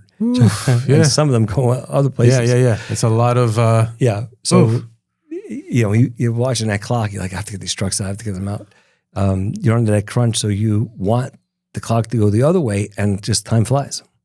It gets away from you fast. So if you're not productive with your time, and you're not using it constructively to do something positive for the business or you can waste time doing nothing. And I say this a lot when it comes to like people that want to lose weight, right? You spend 6 months making a plan, 3 months trying to execute it. You gave up on day 4. Guess what? The 3 months still passed by and you did not do nothing with your time. You still feel miserable. You still hate the way you look. If you would have took those 3 months constructively and did something every day, even if it was small, now you use your time wisely. And it's like a snowball effect. The more positivity you put into time, the more positive things will come out of that time and give you the freedom to do the things you really enjoy. I got a bad rap finishing that second building because it was a construction site at that point, right? And I think you could get caught up in a stop and chat. You watch Curb Your Enthusiasm? I love it, yeah. Every like 2 steps is a stop and chat. And I'm like, oh, no. I just keep walking. I gotta fly. Yeah. If you have time to talk, then you shouldn't even be here probably, right? I mean, you're just consuming everyone else's time. And I wouldn't let that happen. The other one is, Larry, someone's robbing us. Why are you talking to the neighbors? Well, there's a thief in the area. Yeah. No, listen. The thieves want your things. The neighbors want your time. I'd rather give the thieves my things. It's so true. Yeah, it's the Larry Davidism. Yeah. I swear, he has a million of them. I love them. I go through that. Those are my favorite. No, those are great. Oh, and the line jumper. Remember that one? Have you seen that one? I've seen it. I don't know if I remember it's so it. They're in a line to eat food. And some a cut and chat. And he's like, "Did you see what she just did there?" And he's like, "What do you mean?" She did a cut and chat. You know, the line was long. She saw somebody she knew, and she's not. It's so funny, right? It's hilarious. I love that guy. I know we're getting off topic, but I'll tell you this. I will go see him at the Beacon Theater. Amazing. I admire how he takes something so simple in life and magnifies it. And it's relatable because look, you have to do 1 million stop and chats. People don't think about it, but if you do all the stop and chats, you lost 45 minutes of your day. You could lose your whole day. For nonsense. Especially on a construction site. Oh, you know what I mean? At times I get phone calls from a client, and I love my clients, but it would be the most minutia of conversation, and I have to sit there for 15 minutes. Luckily, I'm driving to a destination, so it's not really wasted time, but those conversations happen a lot. Or if you have a disgruntled associate that wants to talk about something that messed up their day, you know, and I got to hear that, you know, so it's hard to manage it. But to your point, you see what you just said though about that car ride, and yeah, that's a great way to catch up on calls. Like, don't ever waste that time. I do it all. Yeah. Listen, if I can listen to, like, let's say a podcast or music on a drive, it's an easy day. Because I'm literally, my wife was with me today and she was shocked because she was like, wow, like you fielded like 16 phone calls. She counted them. She's like, you were on the phone 16 times, almost an hour before you said one thing to me on this car ride. I'm like, welcome to the monster. This is what it is. But I love it. I live for it. Honey, you're out there creating bills that need to be paid. They're out there spending. I said that today to my wife. You know, I'm like, babe, you know, the dog needs food. We want to buy another home. This is what we got to do. Yeah. You know, and she's a great sport. Same here. She's awesome. God bless my wife. I mean, she's been supporter since day one, not just with construction, but with the podcast. So I never get no bad grief from her. She's always like, I believe in you. Let's do it. You know, same here. And when they understand the business and understand, you know, what you go through to get through a day, and they can appreciate that. That's where I find, like, you know, that's makes our bond even stronger. Yeah, 100%. When you have that support, and not everyone gets that support. No, yeah, and it's good to have a woman by your side, a wife by your side that gets it, that adds to you, doesn't deplete you, that understands what you need to go through and will support you through it. Versus gimme, you're never home, you're not here, you're not this. It's hard to grow a business, let alone a marriage, if there's constant friction. Of course. You know, you got to kind of, I said the foxhole thing earlier, but it's so true. You got to be in that foxhole together. You got to understand, I got your back, you got mine. Let me do what I got to do. I will take care of my family, and I just need your support. We use this line interchangeably. Like, she'll say it to me, I'll say it to her. I'm like, you wanted this? Remember Andrew Dice Clay? Yeah. You wanted this?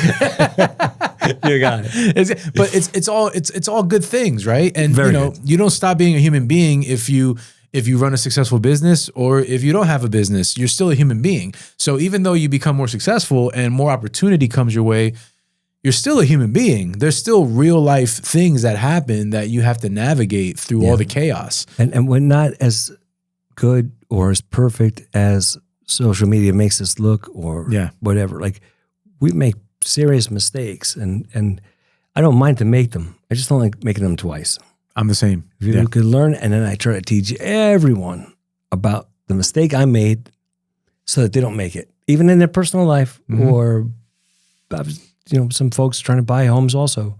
Yeah. And, you know, the interest rates, and I'm like, okay. 6.5 right now. Do you have a finance degree? Let me help you out with that. Yeah. I mean, it's funny. My wife, she doesn't have a finance degree, but she should have darn well had one. For her, I got my CPA now, but she's my personal accountant sometimes. She's my financial advisor. And I'm thankful I listened to her, because the money's growing without me working. You know what I mean? But again, it's just, you got to understand, getting back to the point of having that partner with the wife, someone that's going to build with you versus try to tear out and pull the rug underneath you. Yes. It's a very important thing. I mean, every man needs a strong woman by their side. And that's the only thing, anything will get elevated, you know, because like you said earlier, it takes a village. You're one person. There's only 24 hours in a day. You got to sleep 6 to 8, you know, so it's hard to do everything alone. I would like to sleep 6 to 8. I get 6 myself, because I'm up at 3:30 every day. Real quick, Pat, we said this off camera. I have these mastermind questions I ask everybody. Sure. I'm going to get into them now, but I wanted to touch on 2 quick things before we get into that, because we spoke about it on camera. Off camera, I wanted to chat.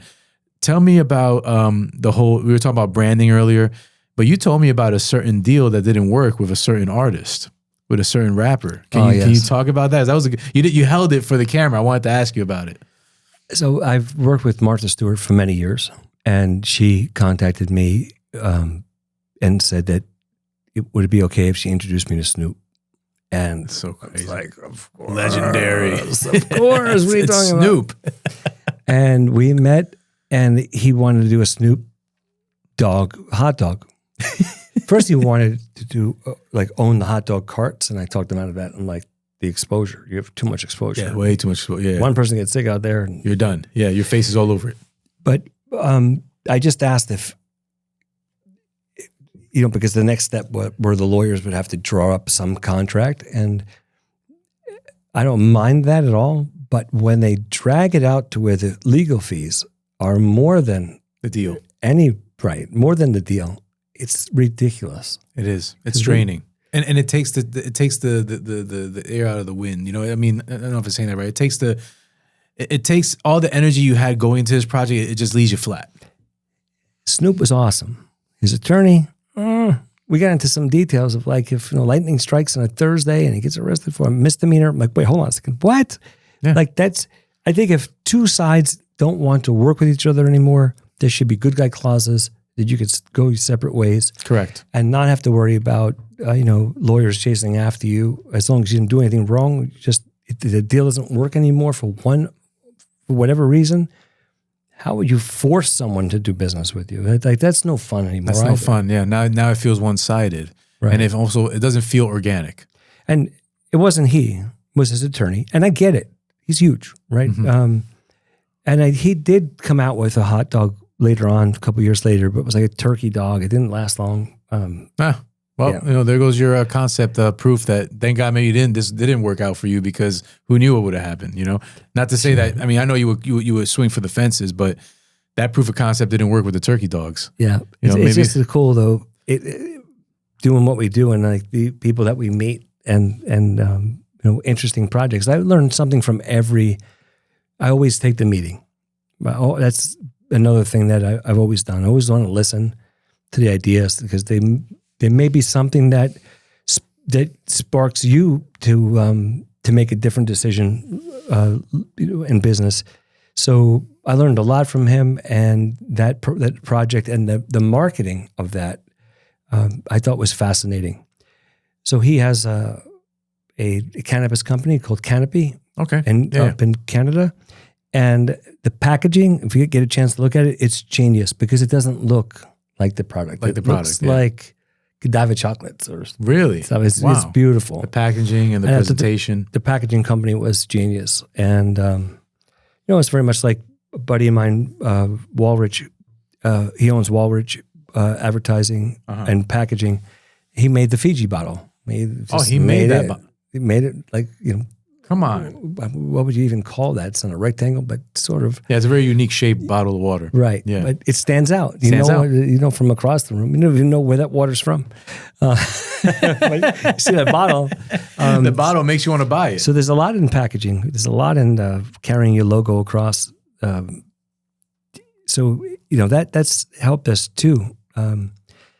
I'll never forget, in the late 90s, a friend of mine was working for L'Oreal in the city, and she came out of their corporate office and said, "Pat, one of your trucks just passed by and it looks a little dirty." And from that moment on, I've had a service. They come, power wash the trucks. Nice.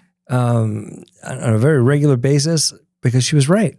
That's my brand out there. It is. That's the stain on the fence. That's the stain on the fence. Yeah. And we don't let that happen anymore. Those are the things that, again, someone that's not an entrepreneur or goal-oriented, goal-driven, they're never going to get it, right?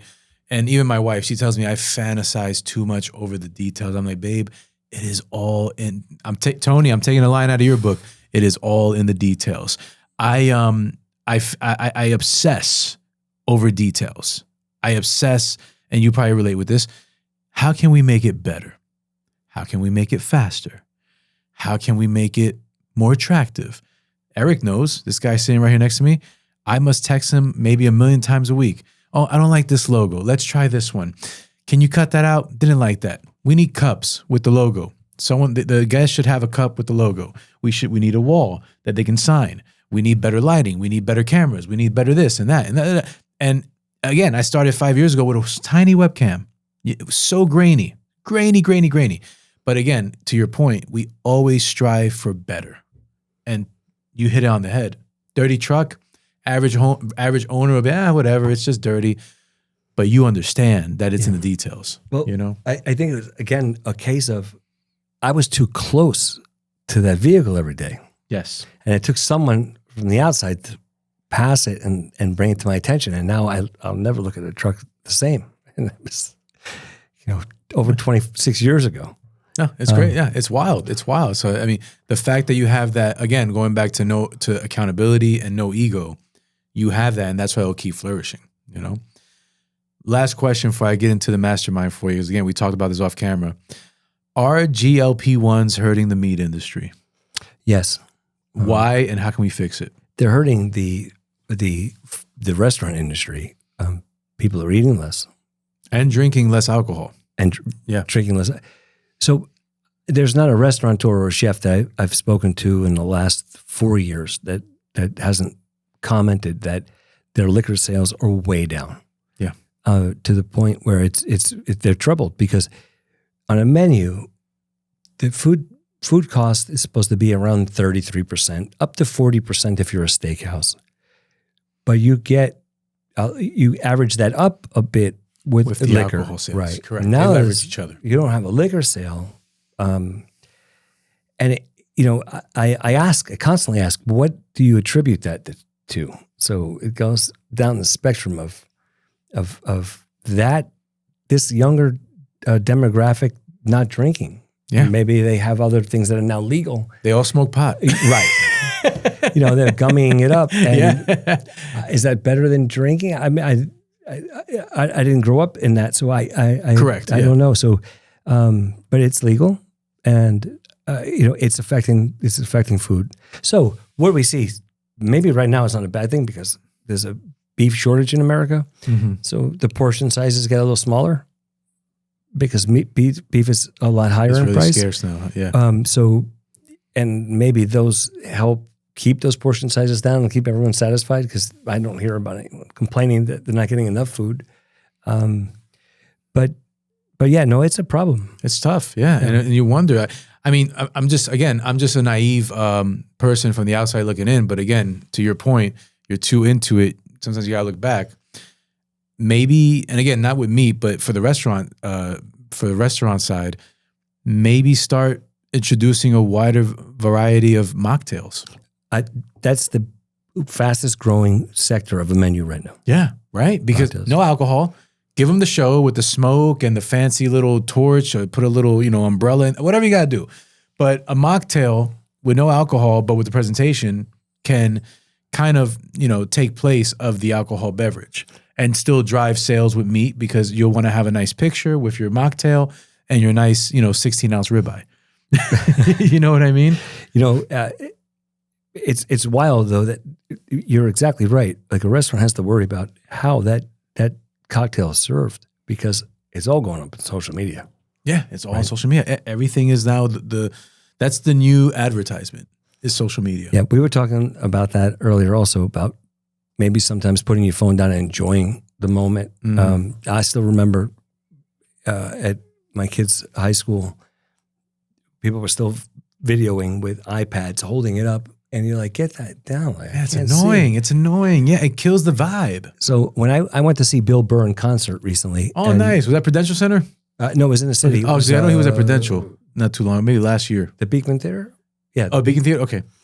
And when you walked in, they gave you a bag. To put your phone in. I love that. Genius. I bought like 4 of those bags. Genius. Yeah. Faraday bags. Oh, really? You brought them? I bought them, yeah. So at times, like, okay, if this phone goes off one more time, put it in there and close it. It just needs 15 minutes. I don't want to hear it. I don't want to see it. Yeah, yeah. And, during the workday, because we're expected now, and I think it takes away from our relaxed time. When you're off, you're still expected to answer that email. Correct. In the next amount of minutes, you'll be like, whoa, hold on a second. Whatever happened to us? It's Friday afternoon. We left. Take it easy. It's 5 o'clock somewhere. Speak to you on Monday. Oh no, you get back to someone on Monday in my business now, they're pissed. Like they might not want to speak to you. It's crazy. So, you have to, again, where does that cross? I said earlier about accessibility. It's key. But at the same time, with my family, my phone's off. Yeah, I love that. And if I go to sleep, my phone's off, right? So you can never contact me at a bad time because I won't hear it if you do. And when I get up, I'll see it. You'll see it. Be, And you be respond. the first call. No big deal. But when I do that, and especially me in the middle of the night, if it's a female, it's creepy. It's true. And if it's a male, it's, hey, you woke me up, you disturbed my woke me sleep. up, yeah, I'm like, yeah. wait, why was your phone on to begin with? Exactly. If I sent you an email or a text, you'll read it in the morning. But they're obviously have the ringer on. These things are addicting. They're in your hand, and it's given the whole society more anxiety because at the end of the day, when are you relaxing? If you're I'm guilty of it too. I've got this practice now where when I'm winding down, that's it. I'll do my posts for my podcast. I'll look at emails one last time, look at my voicemails, my texts, done. Me and my wife, we enjoy a dinner, we watch some TV, whatever, decompress, read a book, whatever you want to do. The next day in the morning, I wake up at 3:30. I'm in the gym at 4:30. I don't look at emails and texts until maybe 7:30 in the morning. So for the first 4 hours of the morning, that's dedicated to myself, my mental health, and my fitness. Because if I'm not at my top performance, how can I be at my top performance for you? But that anxiety level skyrockets until you see that number of how many emails you have. And I'm just like, man, it creeps. I know. And it's a practice that is never going to be mastered, I think. It's just something you have to learn to be more present in the moment with. Like right now, we've been here for almost 2 hours. None of us looked at our phones. No. Isn't that amazing? Yeah. It's almost like podcast is like a time warp back to the 80s. Yeah. And when I go on anywhere, I know you have to shut your phone off. It's the first thing. You'll never catch me with my phone ringing inside of on a set or something. So yeah, it goes off in the parking lot and it won't go back on. You don't go back. Yeah. Having that common courtesy, and I think hopefully now in the future, we can start to get some headway into how to minimizing that because, there needs to be more human interaction between people. These phones are killing us, Right. And something that's designed for you to spend all your time on it, they need to help us in backing off a little bit. 100%. Pat, got a couple quick mastermind questions for you before we get out of here. So I ask this to everybody that comes on. Quick answers, just to get to know you a little bit better, okay? What book have you read that inspired you the most? No Easy Day, even though it's under controversy right now. No Easy Day. Yeah, so that's the pseudo name was Mark Owens as the author, but it's Matt Bissonnette. So he was on the Osama bin Laden raid. Really? Oh, wow. I'm going to look into that. I got a chance to meet him and Rob O'Neill. Rob O'Neill. I've heard of him. Yeah. There's some controversy there too. Yeah. Why is there controversy with that? Well, I think they're nitpicking each other. Like, I shot him first, you shot him first. It's one of those. Okay, look, got it. These guys are all heroes. They were all on that helicopter. You're on the SEAL Team 6, man. They went in that building not knowing if they would die. Like, that's scary. Yeah, I actually saw a documentary about that. It was wild how they explained how the helicopter crash landed, and then they had to get in and out, and they were praying for that last hour to get through the airspace before they got shot down. Yep. And once they got into the the clear airspace, then they're like, okay, we made it. I mean, people don't realize how crazy and adrenaline and your life on the line type of thing. For our freedom, you know. So it's an admirable thing. It's a shame that there's controversy around it. Yeah, those guys all need to take it easy. They're all heroes. We're all heroes. That's it. What person in your life has brought you the most influence? My dad. Love that. Yep. And I was thinking that too. Yeah.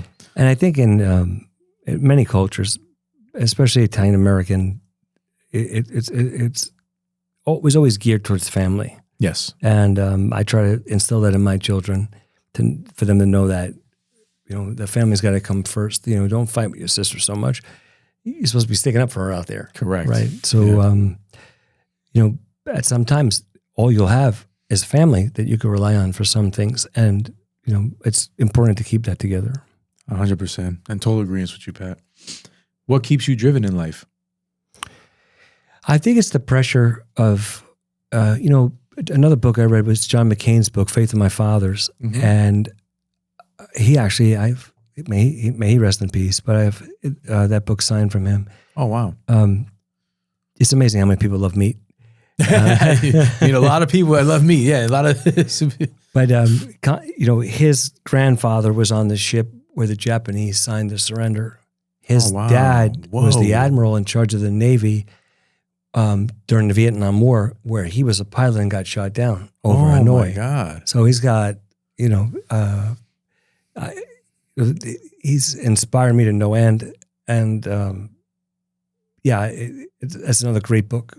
I have to check that out too. Yeah, me and my wife more than me. I like to listen. She likes to read it. But I'll definitely recommend I like it. audiobooks too. I'm audiobook too, man. Yeah. I don't have the attention for reading. I can listen to as I'm driving, but no reading for me anymore. I'm with you. What was your lightest and darkest moment in life? So what was the hardest thing you had to go through? What was the most, what thing in your life did you go through that was the most rewarding? I think completing basic training in AIT in the military could represent both. Because that's a new one. Yeah, to be from the Northeast and to go down to Alabama where they called me a Yankee, and I'm like, wait. Oh, the Yankees here. And I'm like, how do you know? Then I was still a Yankee fan. I'm like, how do you know I'm a Yankee fan? Like, I didn't know that they were calling me a Yankee. Yeah, the Yankee. Not for the baseball team, just because I was from up north. Yeah, exactly. And the accent. Like, you guys still think there's a Civil War going on here or something? Like, check out that Yankee. But it was exactly like that. Look at that Yankee right there. No, they didn't like me down there.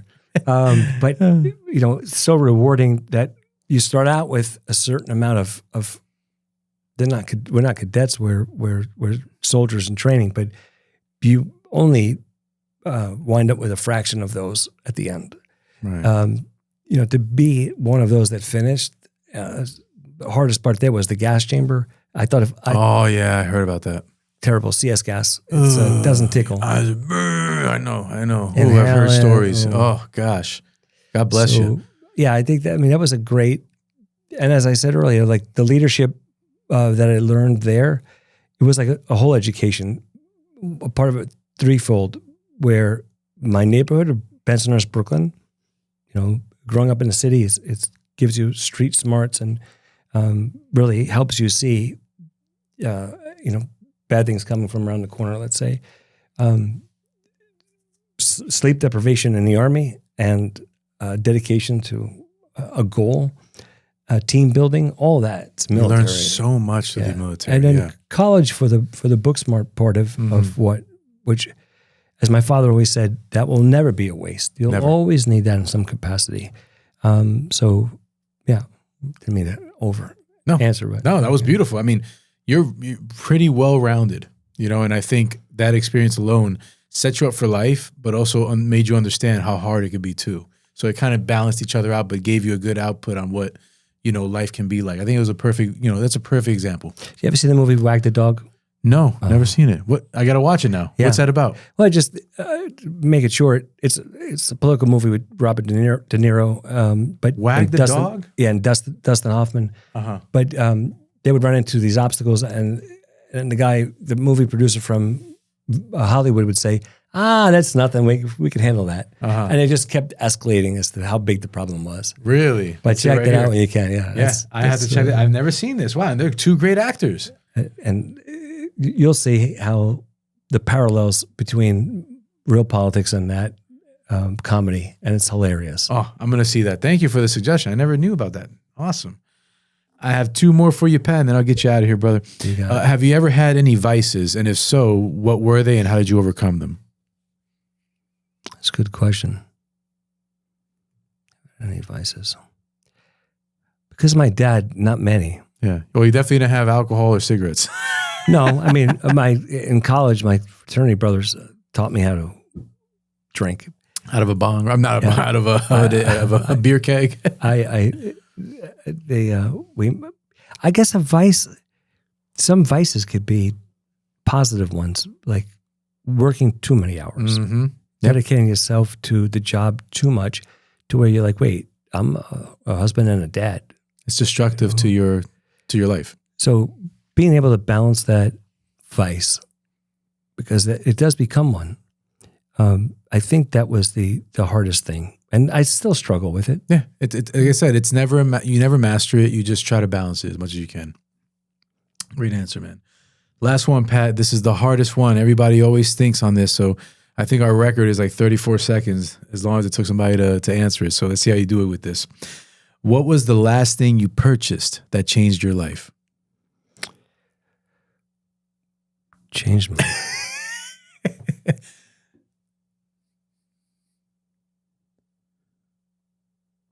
I don't think I've ever purchased anything that's changed my life. Really?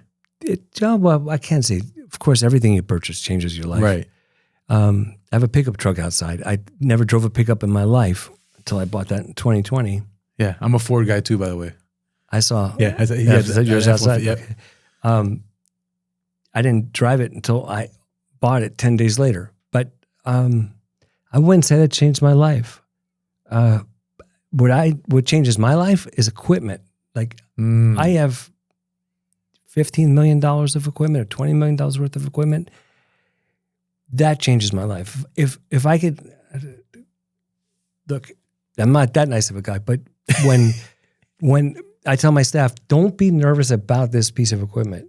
I'm not taking hours. I never told anyone here to punch out. Yeah. You're done with it for the day. But it's going to help your night.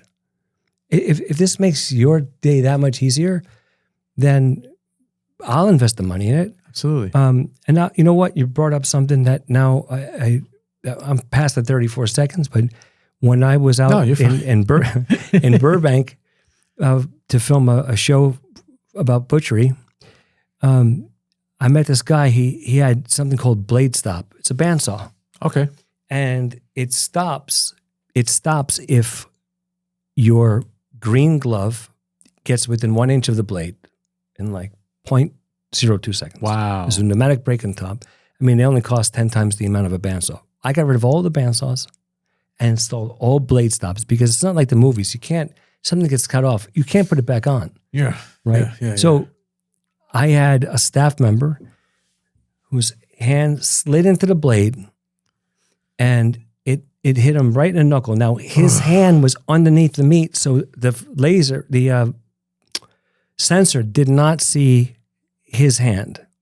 So he hit that blade's going full speed, but it has a cable that's attached inside on your skin on your love handle. Whoa. Goes into the machine, and if your finger touches that blade, that pneumatic brake stops it. Wow. And I remember sending a video to my dad from LA, and he said, buy them all.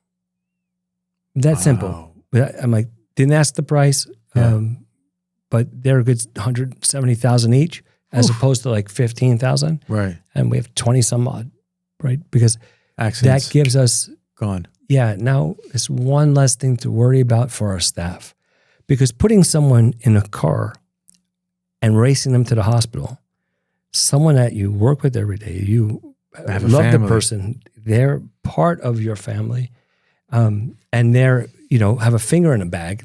Oh, it's heartbreaking. It is. Yeah. As soon as so that was made for the wood industry, and that's where most of the accidents happen. A lot more people cutting wood than there are people cutting meat, but it's the same technology. They just had to make their panels stainless steel so we could wash them down every day. Mm-hmm. And that was it. Off the races. What a way to avoid accidents. Even though it's a hefty investment, it's worth it. And the ROI on that it's priceless because it's people's lives. It cut our insurance bill down by zero. No, nothing. Nothing. Yeah, it stayed the same. Right. And then who cares? That's not why we bought them. You didn't buy it for the insurance deduction. You bought it for peace of mind and for protecting those that have families that work for you. Yes, because it's the most dangerous piece of equipment in the building. Oh, it's scary. No, I can imagine. Wow, Pat, what a ride, man. I mean, I told you off camera, I like to interview people that I feel inspired by, and I want to genuinely have a curiosity to get to know them better. I'm so thankful we had this conversation, man. I mean, above and beyond what my expectations were, and what a hardworking, grassroots CEO, owner, family, business you have. From where you started to where you are and now where you're heading, it is nothing but inspiring to me to hear all the stories you shared with me in the last 2 hours. And it gives me a better understanding of why you're so great and successful at what you do, man. Thank you. I mean, this is you have an amazing show. Thank you. Thank you. And as you can see, the synergies here, we could have spoken for days. I could be here forever. I'm telling you, and it's good when you have a great guest, and no knock on guests in the past, but there's certain people that are willing to open up more than others. And then there's certain people that are not willing to open up. Sure. And podcast is not for you. But when you have a good synergy, like you said, and flow, there's no, and this is, people know this, there's no script here. We're just shooting the breeze. But to have such a great conversation and keep it going, and one door opens another, I mean, it goes to the testament of the two people controlling that conversation. So thank you. And a little known fact, my middle name is Lewis. So look at that. Yeah. So that's a nice little caveat I didn't know. You see, I may have one more vowel in mine. It's okay. You, but yeah. It's still saying Lewis. Pat, seriously, man, I wish you nothing but continued success, and I hope we can, keep the friendship, have a friendship started now, and stay in contact. Because absolutely, I'm so excited to see what else you got going on, man. And again, I'm a fan. I'm an admirer. I've had your product. I love your product, and it's so cool to get to know you as a man, as a person, as a father, as a son, and as an owner. Thank you. That means the world to me. Thank you. And I'm looking forward to seeing what you could do with my fence that got destroyed by trees that fell. Oh, geez, I'm getting a lot of those calls. But in Blairstown. No worries. We'll talk you go off out to camera, Blairstown? man. Where's Blairstown? Is it down south? No, where out is west. Out west? Is Route it 80. by? Oh, Route 80. Yeah, we do work in Route 80. Yeah, I got you. Absolutely. Exit 12. Exit 12? Yeah. We'll figure it out. We'll Don't worry see about it. I'll send one of the guys out there. Don't worry. No worries, man. Listen, Pat, thank you so much again. Thank you. Really appreciate it. Before you get out of here, brother, please feel free to look at the camera. Let everybody know what's going on in the world of Pat LaFrieda. I know you have the 850 Club that just got released a couple weeks ago. If you want to talk a little bit about that and let everybody know where they can find you. Our email is LaFrieda. Sorry. It's my email is pat@lafrieda.com, but our direct-to-consumer site is lafrieda.com. And as long as you spell it right, you'll find it. But we not only sell to restaurants, but we go direct-to-consumer. And I've done that since the late 90s. Wow. And something that's grown organically. But so that same meat that you would get in restaurants, we serve and we send fresh overnight with ice gel packs. Prime 850 is a grade of beef that I say I invented it, but I started 6 years ago with the USDA to make this an approved program. And it's too long of a. You have to understand that it represents the top 5% of prime beef in America, which is the top 1% of beef in all. So it's something that we shaved off the top section of prime. And so it's not too much fat like Wagyu, where you can't eat an American-sized steak. It's just enough to have a tender, great experience. It looks amazing, too. Yeah. And that marbling looks phenomenal. It's amazing. We have a dry-aged room that holds 15,000 primals that are about 25 pounds each. Wow. So, yes, we have plenty of meat. And I will be putting my direct-to-consumer order in because I am ready to try it. Trust me. Call the back line. What's that? And tonight, I don't ever watch myself. Like you said, it's hard to even listen to myself. But I was very fortunate enough that Padma from Top Chef. Oh, okay. I filmed the show with her a couple months ago, and it airs tonight. My episode. Oh, nice. Where I judge a butchering competition. Okay. It's called America's Culinary Cup. Okay. And she's just an awesome person, and this show is going to be really cool. Oh, I can't wait to see it, man. Awesome. Yeah. It airs tonight? Yes. Look at that. Wow. Let me know how it is, because I won't watch. Heck, yeah, you're like me. Again, I've done other podcasts. I don't know what it is, man. It's just weird. It's a weird tick that I have. I can't see myself. Same here. But I'm pretty sure you killed it. So, and my friends know I don't like it, so they send me like screenshots. And that drives me nuts, because then it's like I'm forced to see. I'm like, no, I don't want to see this, man. Yeah. Pat, thank you so much, man. Looking forward to what else is coming down the road for you, man. And can't wait to have another steak soon, man. Keep it going, brother. Thank you. Thank you for your time. My pleasure, man. Guys, that's a wrap on this episode of I'm an Artist, Not a Salesman. If this podcast inspired or moved you in any way, shape, or form, please subscribe to my Apple, Spotify, and YouTube platforms by typing in Luis Guzman, I'm an Artist, Not a Salesman, and clicking that subscribe button. I am thankful for every listener. I pray you have a blessed one, not a stressed one. Peace.